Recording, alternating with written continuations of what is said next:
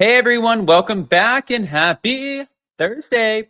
All right, guys. Well, we are headed to Charleston today. I'm really excited about this because I get to meet Amani from Taste of Reality. I've already met Ashley, but Ashley gets to meet Jason.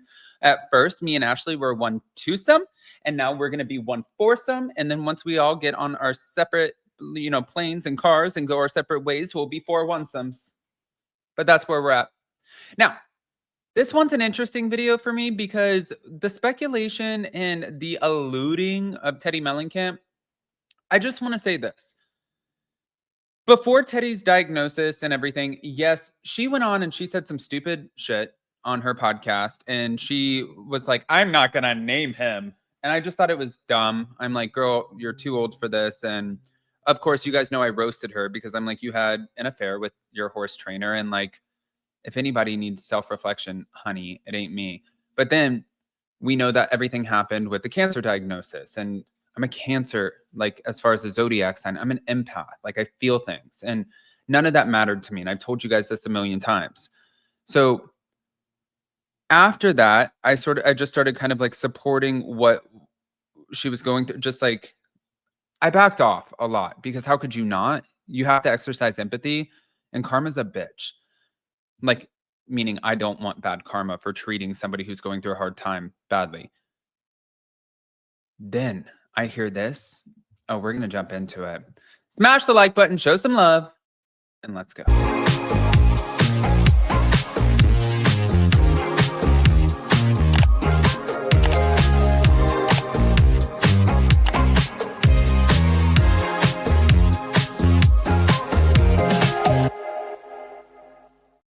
They really do say karma's a bitch and you have to trust the process. Sometimes I think, honestly, I think she's a little bit slow. She's never slow when it comes to me. I always like, if I do something bad, I get it right away. So then I don't understand, why am I the chosen one when like there's other people doing bad shit? Like, why don't you take them out and do things to them? Anyways, for this situation, Teddi Mellencamp, who we all wish a very speedy recovery to, and we hope that she is doing amazing and health-wise, like that's all we want. You want that for anyone. She's a mother, she's a daughter, she's a sister, she's soon to be ex-wife, somebody's former. But we want healthy people. And she was alluding to the fact that she could potentially be brought back on to the Real Housewives of Beverly Hills. I'm here to say I absolutely do not co-sign this. Here we go. Good question I have. What? Are you coming back to Beverly Hills next season? Oh my gosh. I have no idea. No clue. I don't know. Well, first of all, I think they could use you. I mean, I really don't know. I plead the fifth. Teddi, timing is everything. You do know that. And I think it's your time. Well, I am just so boring and I'm all You're the not, thing. though. You're not. Dolores, she is. But you're not. Nothing's going on with me, so I have no idea what I would be talking about. I know, but like, yeah. Yeah. Well, maybe if you're lucky, something will happen that'll be worth talking about. If you're maybe lucky. If I'm lucky, more of what's happening right now can happen to me, and then, you guys can all see it play out. But truly, I have no idea. There's another question I have. What? Okay. I love Dolores so much. And, she is a fantastic housewife. She is somebody who she was such a great buffer in between a bunch of people who were acting and treating each other like assholes. And she was always put in the middle, but she played that middle ground really well without playing people against each other. She was sort of a sounding board. That is a housewife. And then if she needed to gather your ass together, you had Patterson Dolores. Patterson Dolo would come out and be like, oh yeah? So love her.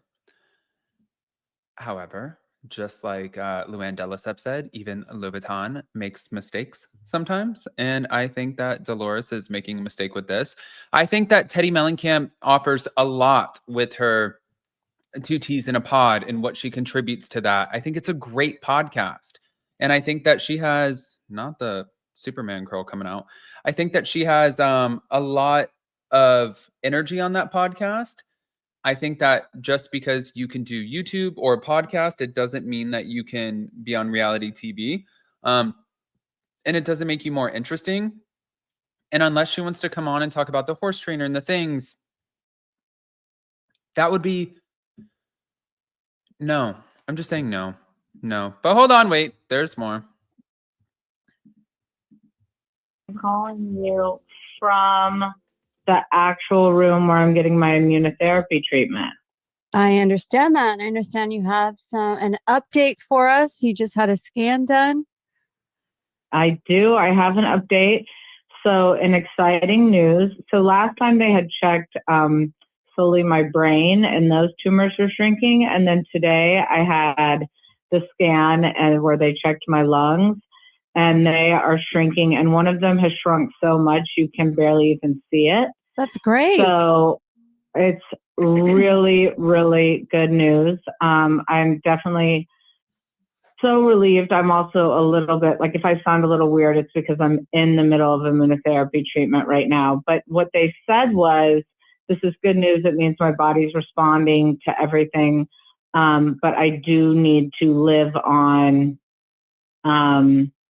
immunotherapy for the next 2 years. So every 4 weeks for the next 2 years, I have to come in and get that done. So, and then every 3 months I get another scan and we check to make sure that everything is where it is. But the part that I was confused about, I thought that, like, once the tumors start going away, I'm like, so does that mean I'm cancer free? And he's like, no.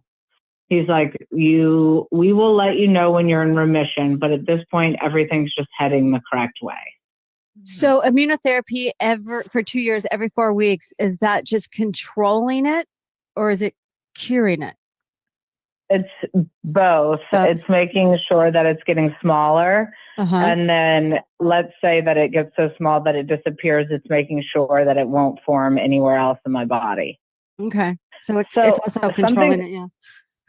Yeah. So something that I learned today that's pretty cool. So the reason they were able to do this treatment on me, because remember, radiation didn't work and the tumors were getting bigger and like I was only able to get certain surgeries, is because over at Cedars Clinic, there's everything in one spot.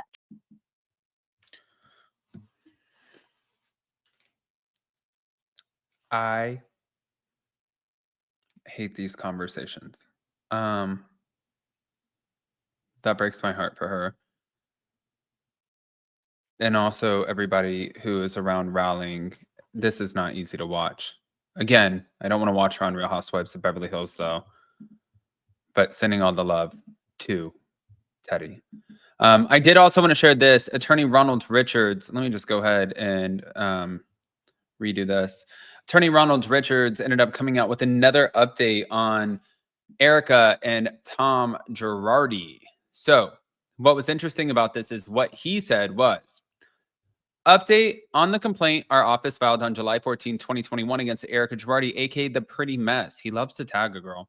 This is an action brought by the plaintiff in her capacity as the trustee of the bankruptcy estate of Gerardi Keese, a law firm which was managed and operated by Tom Gerardi, against his estranged spouse, Erika Girardi, two business entities, EJ Global and PMI, that are solely owned by Erika. By this action, the trustee seeks to recover over $25 million paid by the debtor between 2007 and 2020 for expenses of EJ Global and Erika's charges against her personal American Express card. I was going to say Amex, but whatever, same thing.